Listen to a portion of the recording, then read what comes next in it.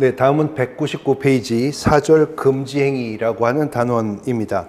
이 금지행위와 관련해서는 작년 2020년 개정이 되었고요. 개정된 후에 31회 공인중개사 시험에서 일부 개정사항이 반영되어서 출제가 되었지만 개정된 부분 중에 아직도 출제가 안 된 부분들이 있기 때문에 이번 32회 시험에서도 반드시 개정사항도 중심으로 해서 문제가 출제가 될 것입니다. 공인중개사법 33조는요, 조문의 제목이 4글자입니다. 금지행위, 하면 안 되는 행위들이 이제 나열되게 되겠죠.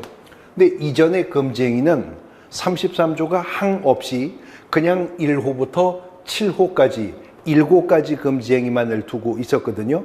근데 이 7가지 금지행위에다가 2가지가 추가되어서 9가지를 33조 1항으로 집어넣습니다. 그래서 개업공인중개사 등은 다음 각호의 행위를 하여서는 아니 된다라고 하는 9가지 금지행위가 생겼고요.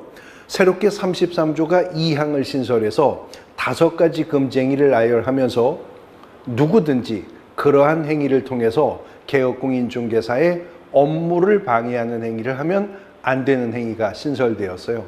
그래서 금지행위는 개업공인중개사 등이 하지 말아야 할 9가지 행위가 있고 누구든지 개업공인중개사의 업무를 방해하면 안 되는 구체적인 5가지의 금지행위로 양분되게 되었습니다. 먼저 공인중개사법 33조가 1항을 통해서 금지하는 행위는 개업공인중개사 등에게 금지하는 행위입니다. 그래서 33조 1항은 개업공인중개사 등은 다음 각호의 행위를 하여서는 아니 된다라고 출발하죠.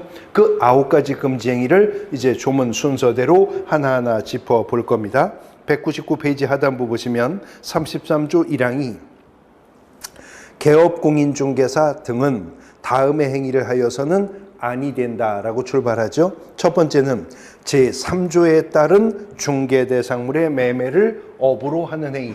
우리가 제3조에 따르는 중개대상물을 법정 중개대상물이라고 했었습니다.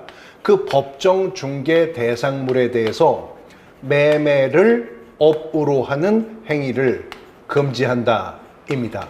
언뜻 문장을 보면 아니 왜 저걸 금지하지? 라고 오해가 생기실 수 있는데 중개대상물의 매매를 업으로 한다 이 말하고 중개대상물의 매매를 알선을 업으로 한다 이 말은 알선이라는 말 하나가 있고 없고지만 문장의 의미가 완전히 달라지는 거죠. 마치 혼인을 한다 이 말하고 혼인을 중매한다 이 말하고 차이점과 같은 겁니다. 혼인을 중매한다라고 말하면 장가가고 시집가는 사람은 따로 있는 거죠. 그들이 혼인할 수 있도록 소개하는 게 중매죠. 그런데 혼인을 한다라고 말을 하면 내가 장가를 가거나 내가 시집을 가는 것을 의미하는 거죠. 법정 중개대상물의 매매를 알선을 업으로 하는 것은 중개업을 하는 것입니다. 그 당연히 개업공인중개사가 할 수가 있죠. 근데 매매를 업으로 한다 이렇게 말하면 매매계약이라고 하는 법률 행위의 주체가 개업공인중개사 등이 되는 거죠. 그걸 금지한다는 겁니다. 자, 매매를 알선한다와 매매를 한다는 의미 구분이 되시죠? 근데 의미를 구분해 놓고 나서도 이상한 게 아니 그러면 법정 중개대상물에는 토지 건물이 당연히 포함이 되는데 그러면 개업공인중개사 등은 중개업에 종사하는 동안에는 땅도 못 팔고 집도 못 사느냐? 만약에 공인중개사법이 중개대상물에 대해서 매매를 하는 행위를 금지한다고 했다면 그렇겠죠. 근데 33조 1항 1호는 매매를 하지 말라고 한 건 아니고 매매를 업으로 하는 걸 금지한다는 거죠. 그러니까 중개대상물에 대한 매매 행위를 불특정 다수인을 상대로 계속적 반복적으로 영업을 목적으로 하는 것, 전문적인 집장사, 땅장사 하는 것을 금지한다는 겁니다. 단 매매를 업으로 하는 걸 금지한다고 입법했기 때문에 매매만 업으로 하는 행위가 금지가 될 뿐이지 임대를 업으로 하는 행위도 금지한다 할 수는 없습니다. 그러므로 겸업이 허용되는 개인인 개업공인중개사들이라면 부동산 임대업 할 수 있는 거죠. 그러나 부동산 매매업은 33조가 금지하겠다라고 하는 것입니다. 그 다음 두 번째 33조 1항 2호를 보시면 제9조 규정에 의하여 중개사무소 개설 등록을 하지 아니하고 중개업을 영위하는 자 그랬는데 우리가 편의상 이분을 무등록 중개업자라고 부르기로 했었죠. 전문 계속 보시면 그런 자인 사실을 어떻게 해요? 알면서 그를 통해 중개 의뢰받거나 그에게 명의를 이용케 하는 행위를 금지한답니다. 무등록 중개업자라고 하는 사실을 알면서도 민법에서 어떤 사실을 알았다라고 할 때 악의라고 하는 표현을 쓰죠.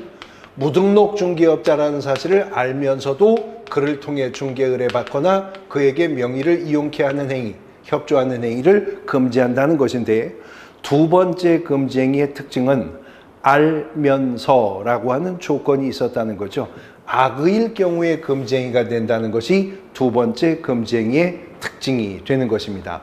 이어지는 3호를 보시면 사례, 증여, 그 밖에 어떠한 명목으로도 제32조에 따르는 중개보수 실비를 초과하여 금품을 받는 행위를 금지한답니다. 즉 법이 정한 중개보수와 실비를 초과하여서 금품을 받는 행위가 있다면 이 금품 수수 행위를 금지할 것인데 앞에 뭐라고 말했어요?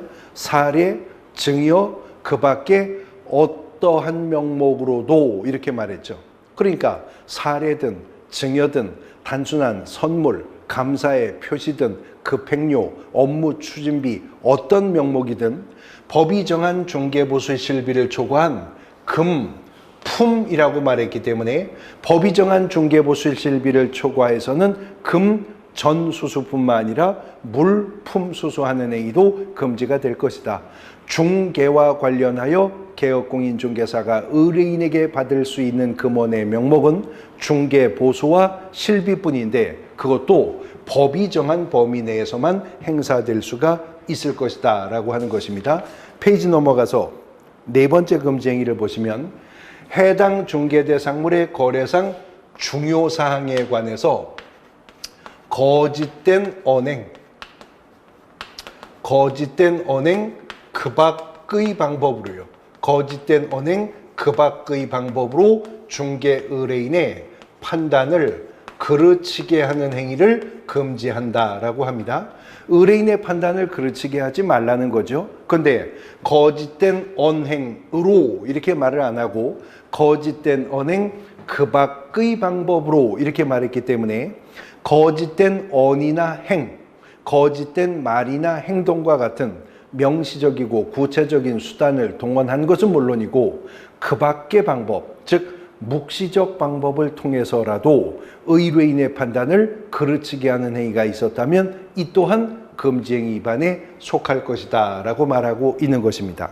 그 다음 다섯 번째 금지행위를 보면 관계 법령에 의해서 양도, 알선 등이 금지가 된 관계 법령에 의해서 양도나 알선 등이 금지가 된 부동산의 분양 임대 등과 관련이 있는 증서 등에 대해서는 그 매매나 교환을 중개하거나 그 매매를 업으로 하는 행위를 금지한다. 단 부동산의 분양 임대 등과 관련 있는 모든 증서 등의 중개 행위부터 차단하겠다는 건 아니고 앞에 조건이 있죠. 관계 법령에 의해서 양도나 알선이 금지가 된 증서, 예를 들어 주택 청약 예금 통장 같은 것들, 뭐 무슨 말 주민증 같은 것들, 철거민 입주증 뭐 이런 것들, 어떤 증서를 소지하고 있는 자에게 수혜증으로 부동산 관련 혜택을 주는 우리가 현장에서 딱지라고 부르는 것들이 있죠. 이런 것들은 개업공인중개사가 중개해도 안 되고 매매를 업으로 하여도 안 된다는 겁니다. 그 다음 여섯 번째 금지 행위를 보시면 중개 의뢰인과 뭐 하는 거요? 예, 직접 거래요. 중개 의뢰인과 직접 거래를 하거나 거래 당사자 쌍방을 대리하는 행위를 금지한다라고 했습니다. 지금 문장 가운데 하거나라고 하는 표현이 있어요. 오하죠. and가 아니라. 그러므로 의뢰인과 직접 거래했다면 당사자 쌍방 대리하지 않았어도 금지행위 위반입니다. 거꾸로도 마찬가지예요. 당사자 쌍방을 대리했다면 의뢰인과 직접 거래한 행위가 없어도 금지행위 위반이 된다는 거죠. 개업공인중개사 등에게 의뢰인과 직접 거래하는 행위를 금지하는 것은 민법상 자기계약금지의 법리와 같습니다. 아무래도 개업공인중개사 등은 일반 의뢰인과 비교했을 때 부동산과 관련된 법률적 지식이나 정보의 양이 훨씬 많겠죠. 그래서 개업공인중개사 등이 의뢰인과 직접 거래하는 행위가 허용되면 개업공인중개사 등이 폭리를 취할 가능성이 크기 때문에, 바꿔 말하면 의뢰인이 불측의 손해를 입을 가능성이 크기 때문에 의뢰인과 직접 거래하지 말라는 것인데, 여기 의뢰인과 직접 거래를 하는 행위를 금지한다고 했습니다. 과, 영어로 and입니다. 그러므로 개업공인중개사 등이 의뢰인과 거래했다 하더라도요, 직접 거래하지 않고 다른 개업공인중개사의 중개를 통해 거래했다면 이거 금지행위 위반이 아닌 겁니다. 또 거꾸로 직접 거래했다 하더라도 거래한 상대방이 의뢰인이 아니었다면 이것도 금지행위가 아니라는 거죠. 거래 방식은 직접 거래였는데 그 직접 거래한 거래의 상대방이 의뢰인이었을 때 비로소 금지행위가 된다는 겁니다. 단 판례는 이 33조 1항 6호가 금지하는 의뢰인과 직접 거래는 개업공인중개사 등이 의뢰인의 대리인이나 의뢰인의 수임인과 직접 거래하는 것도 의뢰인과 직접 거래한 금지행위 위반이라고 보는 겁니다. 그거는 민법에서 배우시는 대리의 삼면관계상 당연한 귀결이죠. 왜냐하면 만일 개업공인중개사가 의뢰인의 대리인과 직접 거래했다면 개업공인중개사는 대리인과 법률 행위를 하였지만 그 대리의 삼면관계상 그 효과는 결국 의뢰인과 직접 거래한 효과가 발생하는 것이기 때문에 그렇습니다. 한편 6호는 또 당사자 쌍방을 대리하는 행위를 금지한다고 하는 겁니다. 그런데 민법도 자기계약뿐만 아니라 쌍방 대리를 금지하죠. 그러나 민법에서 당사자 쌍방 대리 금지는 원칙일 뿐입니다. 예외가 인정이 되죠. 민법에서는. 그러나 공인중개사법상의 당사자 쌍방 대리는 예외도 없이 금지 행위입니다. 양 의뢰인의 사전 동의나 승낙이 있었다 하더라도 개업공인중개사가 당사자 쌍방을 대리하는 행위는 금지행위 위반에 속하게 된다는 거죠. 단 쌍방을 대리하는 행위를 금지한다 하였기 때문에 오직 쌍방 대리하는 행위만이 금지가 될 뿐이지 개업공인중개사 등이 당사자 중 일방을 대리하는 것은 금지행위 위반이 아니다라고 하는 것이 일관된 판례의 입장이라는 것도 유의하셔야 되겠습니다.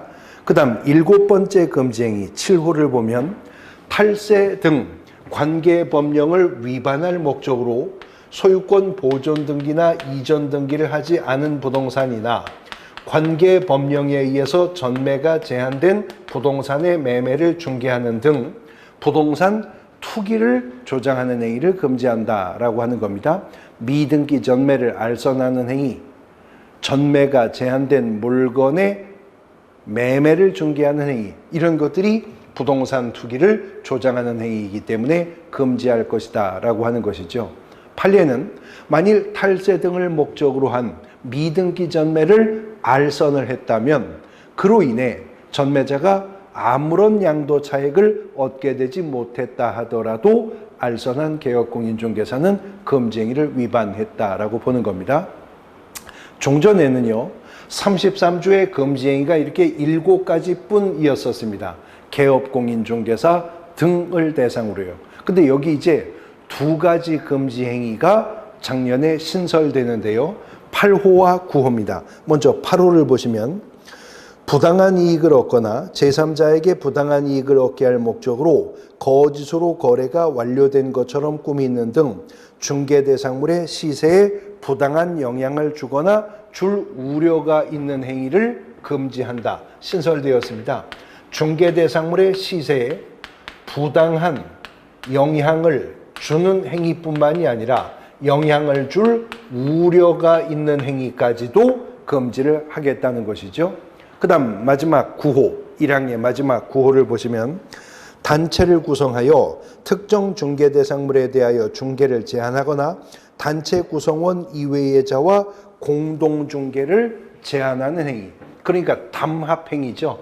회원업소 같은 것을 만들어서 단체를 구성하여서 공동중개 제한하는 행위, 담합행위 말하는 겁니다. 이거 금지행위에 속한답니다.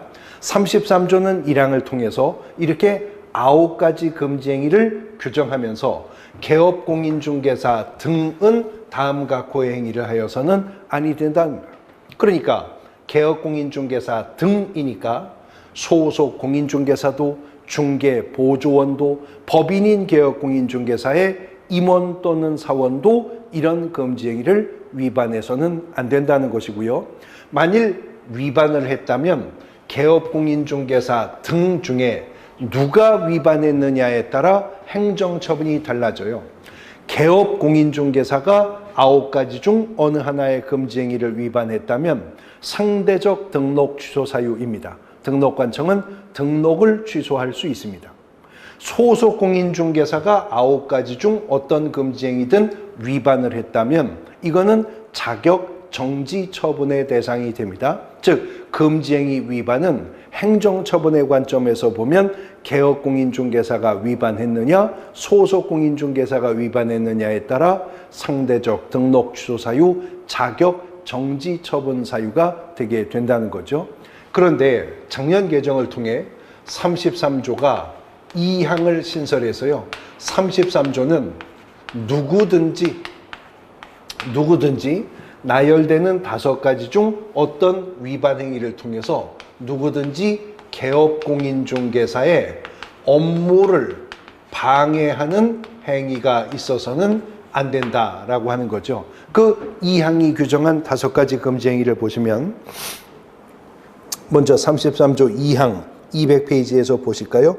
누구든지 시세에 부당한 영향을 줄 목적으로 다음 각호의 어느 하나의 방법으로 개업공인중개사 등의 업무를 방해해서는 안 된답니다. 첫 번째 1호 안내문 온라인 커뮤니티 등을 이용하여 특정 개업공인중개사 등에 대한 중개 의뢰를 제한하거나 제한을 유도하는 행위를 금지하겠다. 특정한 개업공인중개사에게 중개 의뢰를 제한하거나 그 제한을 유도하는 행위를 금지하겠다라는 겁니다. 두 번째, 역시 수단은 동일합니다. 안내문 온라인 커뮤니티 등을 이용하여 중개 대상물에 대하여 시세보다 현저하게 높게 표시 광고 또는 중개하는 특정 개업공인중개사 등에게만 중개 의뢰하도록 유도함으로써 다른 개업공인중개사 등을 부당하게 차별하는 행위. 특정한 개업공인중개사에게 특혜를 주는 것이죠. 그래서 특정한 개업공인중개사를 특별 대우를 해서 다른 개업공인중개사들을 부당하게 차별하는 행위를 금지하겠답니다. 세 번째, 역시 수단은 동일합니다. 안내문 온라인 커뮤니티 등을 이용하여 특정 가격 이하로 중개 의뢰하지 아니하도록 유도하는 행위. 다시 말해 가격 담합하는 행위죠. 가격을 담합하는 행위를 금지하겠다라고 하는 것이고요. 그 다음에 네 번째 금지 행위를 보시면 정당한 사유 없이 개업공인중개사 등의 중개대상물에 대한 정당한 표시 광고 행위를 방해하는 행위. 우리가 앞에서 중개사무소 편에서 봤었는데 개업공인중개사는 중개대상물에 대해서 표시 광고할 수 있었죠. 그때 일정한 사항을 명시하여 표시 광고해야 되고 중개보조원에 관한 사항은 명시하면 안 된다. 또 또 중개대상물에 대한 표시 광고를 할 때 하면 안 되는 별도의 금지 행위를 거기서 본 적이 있었죠. 그런데 이러한 개업공인중개사들의 정당한 표시 광고를 방해하는 행위가 있어서는 안 될 것이라는 겁니다. 마지막으로 5번째는 개업공인중개사 등에게 중개대상물을 시세보다 현저하게 높게 표시 광고하도록 강요하거나 대가를 약속하고 시세보다 현저하게 높게 표시 광고하도록 유도하는 행위.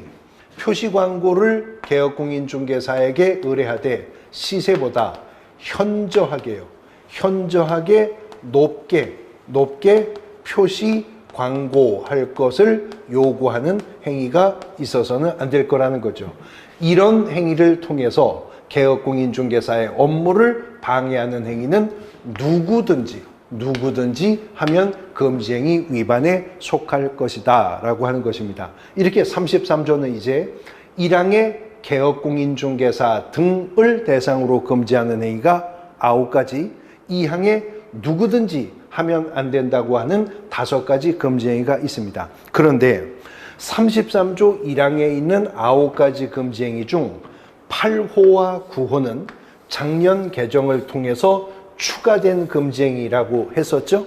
그리고 33조 2항에 있는 5가지 행위는 33조 2항의 이 5가지 행위는 공인중개사법이 작년 개정을 통해 누구든지 하면 안 된다고 하는 새로운 신설된 금지행위죠. 이 5가지와 이 9가지요. 그러니까 모두 몇 가지입니까? 7가지죠. 개업공인중개사 등에게 추가된 2가지와 누구든지 하면 안 된다는 5가지. 이 총 7가지요. 이 7가지의 행위를 공인중개사법은 부동산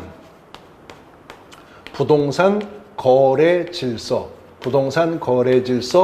교란 행위라고 명명한 것입니다. 그러므로 부동산 거래 질서 교란 행위는 구체적으로 7가지가 있는데 그 중에는 개업공인중개사 등이 행위의 주체가 되는 것이 2가지, 누구든지 하면 안 된다는 것이 5가지가 있다라고 하는 것이죠. 금지행위 위반과 관련한 행정형벌은 33조의 1항을 통해 9가지 금지행위가 있었죠. 그 중에 1호, 2호, 3호, 4호까지 위반 행위는 1년 이하의 징역 또는 1,000만 원 이하의 벌금형이고요. 5, 6, 7, 8, 9호 3년 3천에 들어갑니다. 3년 이하의 징역 또는 3천만 원 이하의 벌금형이고 33조가 2항을 통해서 부동산 거래 질서 교란하는 행위라고 선언한 5가지 행위 모두 다 위반 시에는 3년 이하의 징역 또는 3천만 원 이하의 벌금형의 대상이 된다라고 하는 거죠. 자, 이제 구체적인 부동산 거래 질서 교란 행위를 금지하기 위한 입법에 관한 부분인데요. 209페이지로 가보십니다. 교재 209페이지로 가보시면 부동산 거래 질서 교란 행위, 이 7가지가 부동산 거래 질서 교란 행위인데 그 부동산 거래 질서 교란 행위 신고센터 설치 운영에 관한 규정이 작년에 신설되었습니다. 본문 보시면 국토교통부 장관은 우리가 지금 언급한 7가지 행위 이하 부동산 거래 질서 교란 행위라고 한다고 하죠. 그걸 방지하기 위해서 부동산 거래 질서 교란 행위 신고센터를 설치 운영할 수 있답니다. 그 부동산 거래 질서 교란 행위 신고센터의 업무를 아래 박스에서 보시면 첫 번째, 부동산 거래 질서 교란 행위 신고의 접수 및 상담. 두 번째, 신고사항에 대한 확인 또는 시도지사 및 등록관청 등의 신고사항에 대한 조사 및 조치 요구. 그리고 세 번째는 신고인에 대한 신고사항 처리 결과 통보. 이런 것들이 부동산 거래 질서 교란 행위 신고센터가 수행하는 업무인데요. 이러한 업무는 업무가 위탁이 된다는 것이죠. 그래서 국토교통부 장관은 부동산 거래 질서 교란 행위 신고센터 업무를 한국부동산원법에 따르는 한국부동산원에 위탁한다. 이게 또 최근에 개정된 부분입니다. 작년만 하더라도 한국감정원에 위탁한다고 했었던 것을 한국부동산원에 위탁하도록 하고 있습니다. 그 다음 3번 부동산 거래질서 교란행위의 신고입니다. 부동산 거래질서 교란행위 신고센터에 부동산 거래질서 교란행위를 신고하려는 자는 다음의 사항을 서면으로 제출해야 된다.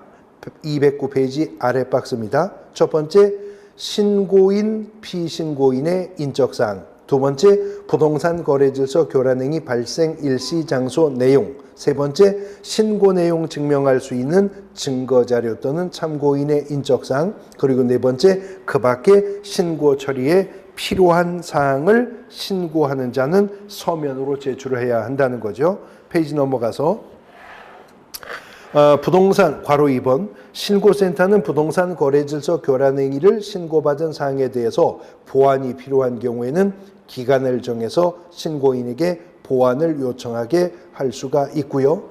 신고센터는 제출받은 부동산 거래질서 교란행위 신고사항에 대해서 시도지사나 등록관청에게 조사 조치를 요구해야 하지만 시도지사 또는 등록관청에 조사 및 조치를 요구하지 않고 부동산 거래질서 교란행위 신고센터가 직권으로 종결할 수 있는 경우가 있다는 거죠. 박스 안에 보시면 첫 번째, 신고 내용이 명백히 거짓이라면 신고센터는 직권으로 사건 종결할 수 있습니다.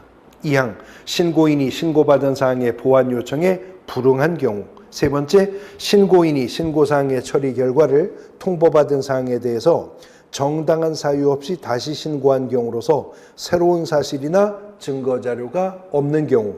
또 네 번째는 신고 내용이 이미 수사기관에서 수사 중이거나 재판에 계류 중이거나 법원에 의해서 판결이 확정된 경우라면 신고센터는 시도지사 및 등록관청에게 조사나 조치를 요구하지 않고 직권으로 사건 처리 종결할 수 있다라고 하는 것입니다. 만약 부동산 거래질서 교란행위 신고센터가 시도지사 및 등록관청에게 조사 및 조치를 요구했다면 이제 신속하게 조사 및 조치를 해야 되고요. 그 완료된 날로부터 10일 이내에 신고센터에게 통보를 해줘야 합니다. 시도지사도 등록관청도 모두 다. 그러면 신고센터는 매월 10날까지 직전달의 신고사항의 접수 및 처리 결과 등을 국토교통부 장관에게 제출하도록 하고 있습니다. 지금 210페이지 괄호 4번 문장에서 말하는 10일이라고 하는 것은 기간으로서 열흘 안에 그 뜻의 10일입니다. 그런데 괄호 6번에서 말하는 10일이라고 하는 것은 기간의 10일이 아니라 날짜로서의 10날을 말하는 거죠. 그러니까 2021년 1월에 신고사항의 접수 처리 결과 등은 2021년 2월 10날까지 국토교통부 장관에게 제출해야 한다라고 하는 것입니다. 금지행위에 관해서 살펴보셨고요. 이제 211페이지 5번째 절을 보시면 손해배상 책임과 업무 보증 설정이라고 하는 단원입니다. 우리 공인중개사법은 31조 조문을 통해서 어떠한 때 개업공인중개사가 손해배상 책임을 져야 하는지에 대해서 별도로 규정을 두고 있습니다. 지금 제가 별도로 규정을 두고 있습니다 라고 언급하는 이유는 손해배상 책임에 관한 문제는 기본적으로 민법의 영역에 속하는 것이죠. 그런데 공인중개사법이 민법의 특별법적 성격을 갖는 거죠. 특별법은 일반법에 우선하여 적용되기 때문에 개업공인중개사의 업무상 손해배상의 문제는 공인중개사법이 민법에 우선해서 적용될 것이고 공인중개사법이 언급하지 않은 사항에 대해서만 민법은 보충 적용, 준용되게 될 것입니다. 공인중개사법 31조 1항과 2항이 개업공인중개사의 손해배상 책임에 관한 규정을 두고 있는데요. 31조는 1항도 2항도 모두 다 개업공인중개사는 이렇게 출발합니다. 그래서 31조 1항을 보시면 개업공인중개사는 그 업무를 함에 있어서 업무상 고의 또는 과실로 인하여 이렇게 출발하고 있고요. 31조 2항을 보시면 개업공인중개사는 자기의 중개사무소를 다른 사람에게 중개행위의 장소로 제공함으로써 이렇게 출발합니다. 문장의 출발은 31조가 1항과 2항이 달랐었지만 문장의 중후단부는 똑같이 끝납니다. 거래 당사자에게 재산상 손해라고 국한하고 있어요. 거래 당사자에게 재산상 손해를 발생케 한 때에는 그 손해를 배상할 책임이 있다라고 하는 규정입니다. 그러므로 개업공인중개사의 업무상 고의나 과실, 즉 개업공인중개사의 업무상 귀책 사유가 원인이 되거나 아니면 개업공인중개사의 중개사무소의 중개행위의 장소의 제공이 원인이 되어 거래 당사자에게 무슨 손해라고요? 재산상 손해라고 국한하고 있습니다. 지금 재산상 손해가 발생한 때에는 그 손해를 개업공인중개사가 배상할 책임이 있다는 거죠. 공인중개사법은 이렇게 개업공인중개사가 어떠한 때에 손해배상 책임을 지는지를 규정했을 뿐만 아니라 이러한 개업공인중개사의 손해배상 책임을 직접 담보하기 위해서 이른바 업무보증이라고 하는 제도를 두고 있다는 거죠. 자, 업무보증이라고 하는 거 낯익은 표현이죠. 우리가 등록의 기준과 절차에서 봤는데 등록관청으로부터 등록을 통지받아 개업공인중개사가 되었다면 업무를 개시하기 전에 해야 될 게 있었죠. 바로 손해배상 책임을 보장하는 업무보증을 설정하여 등록관청에 신고해야 하는 일이었었습니다. 그러면 보증 설정 사실을 신고받은 등록관청은 그자가 업무보증 설정했다는 사실이 확인되었을 때 비로소 뭘 준다? 등록증 교부한다고 했었죠. 절대로 등록관청은 등록증을 그냥 교부하지 않는다고 했어요. 개업공인중개사가 업무보증 설정했어야 보증 설정이 확인된 자에게만 등록증을 교부한다는 거죠. 그러므로 이런 업무보증 제도는 손해배상 책임을 직접 담보하는 제도이기 때문에 누구든 중개업을 영위하는 한 업무보증 설정은 예외가 없습니다. 심지어 법인 중에는 우리 공인중개사법이 아니라 다른 법률의 규정에 의해서 중개업을 영위하는 법인도 있다고 했었죠. 이른바 특수법인이라고 부른다고 했었습니다. 그런 다른 법률의 규정에 의해서 중개업을 영위하는 법인이라 하더라도 업무보증은 설정해야 한다는 거죠. 그런데 공인중개사법상 업무보증을 설정하는 방법은요, 세 가지의 방법이 있습니다. 첫 번째, 보증보험에 가입하는 방법이 있고요. 두 번째는 공제조합에 공제에 가입하는 방법이 있고요. 세 번째는 보증 설정 의무 금액을 현금이나 국채나 공채 등으로 담보 공탁하는 방법이 있는데 이 세 가지 방법 중에 어떤 방법으로 업무보증을 설정할 것이냐는 개업공인중개사의 종별에 관계없이 자유롭게 택일할 수가 있다는 것입니다. 즉 공인중개사인 개업공인중개사였든 부칙상의 개업공인중개사였든 아니면 법인인 개업공인중개사였든 업무보증은 보증보험에 가입을 하거나 공제에 가입을 하거나 공탁하는 방법 중 자유롭게 셋 중에 어느 하나의 방법을 선택할 수가 있다는 것이죠. 택일할 수 있다는 겁니다. 그러니까 보증 설정하는 방법은 개업공인중개사의 종별에 따르는 차이는 없다는 겁니다. 그런데 보증을 설정할 때 보증 설정 의무 금액, 구체적인 설정의 내용에서 차이가 있는데요. 공인중개사인 개업공인중개사나 부칙상의 개업공인중개사는 1억 원 이상의 업무 보증을 설정해야 된답니다. 개인인 개업공인중개사 1억 이상입니다. 그런데 아무래도 법인인 개업공인중개사는 개인인 개업공인중개사들보다 업무 사업 규모가 클 수밖에 없죠. 그래서 법인인 개업공인중개사는 2억 원 이상의 업무 보증을 설정하되 법인인 개업공인중개사만은 개인인 개업공인중개사와 달리 분사무소를 설치할 수가 있잖아요. 분사무소는 주사무소가 속한 시군구를 제외하면 시군구마다 하나씩 꽂을 수도 있죠. 그래서 법인은 일단 2억 원 이상 업무 보증을 설정하되 분사무소가 추가될 때마다 1억 이상 업무 보증 설정 금액은 추가 증액되도록 규정하고 있는 것입니다. 이런 업무 보증 설정 제도는 손해배상 책임을 담보하는 제도이기 때문에 누구도 예외가 없다고 했죠.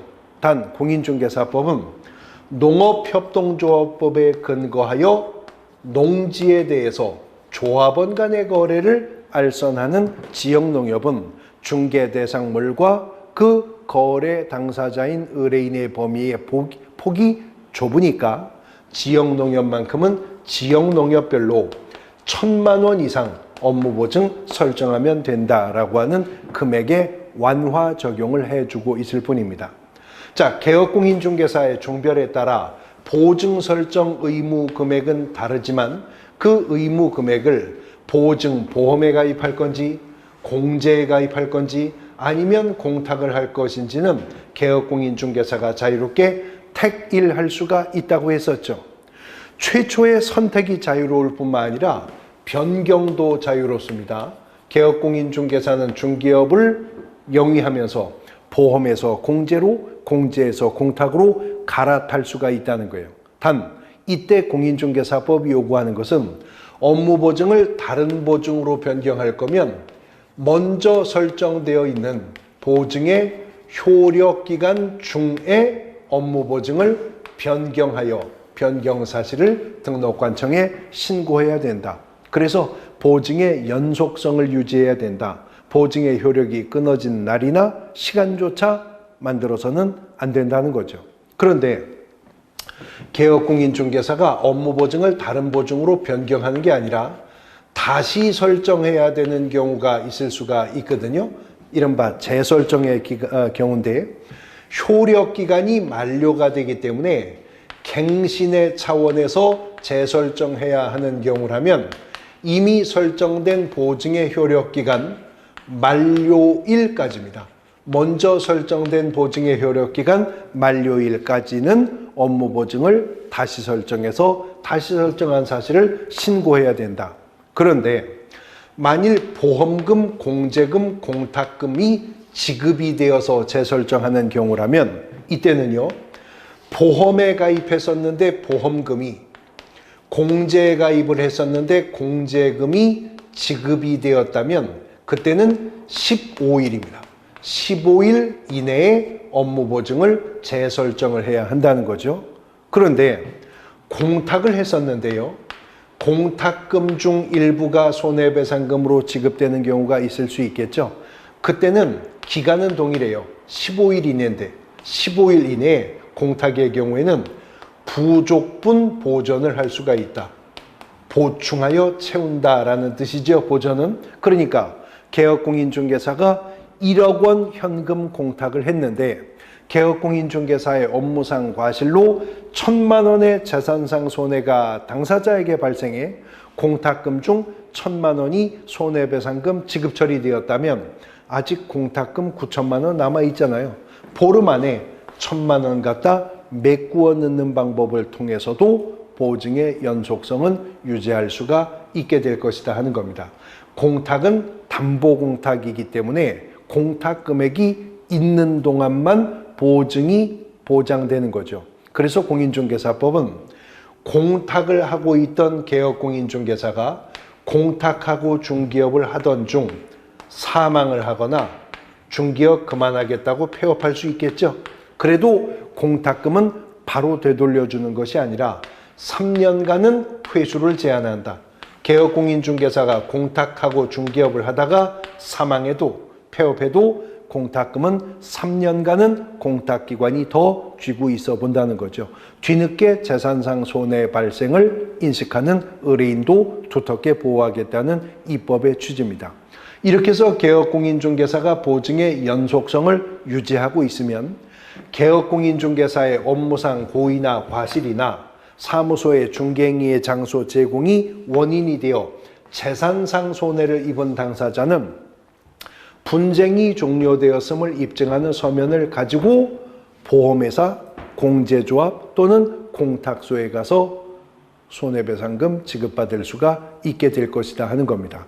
업무보증은 설정해서 신고해야 되고 변경도 신고해야 되고 재설정도 신고해서 보증의 연속성을 유지해야 됩니다.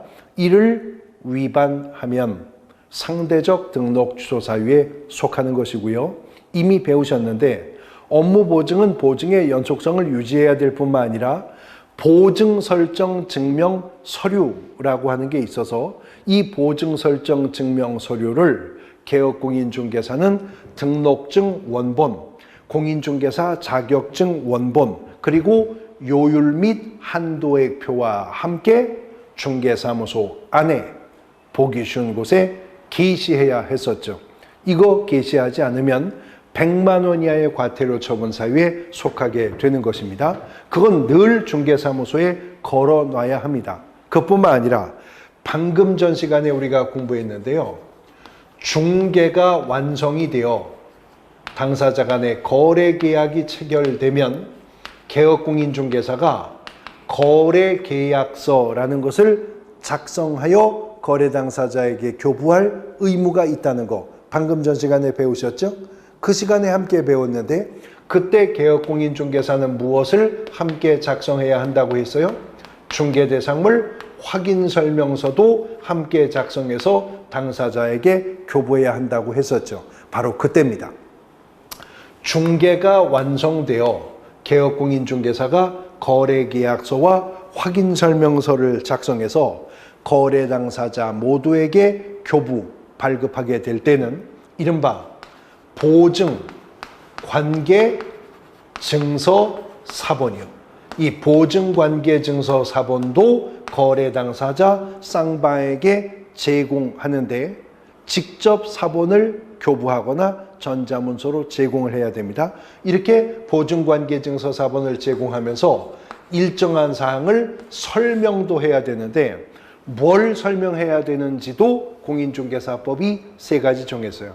보장 금액, 보증기관 및 보증기관 및 그 소재지, 그리고 보장 기간입니다. 이 3가지를 설명하고 보증관계증서 사본은 거래계약서와 확인설명서와 함께 거래 당사자 쌍방 모두에게 제공되어야 한다.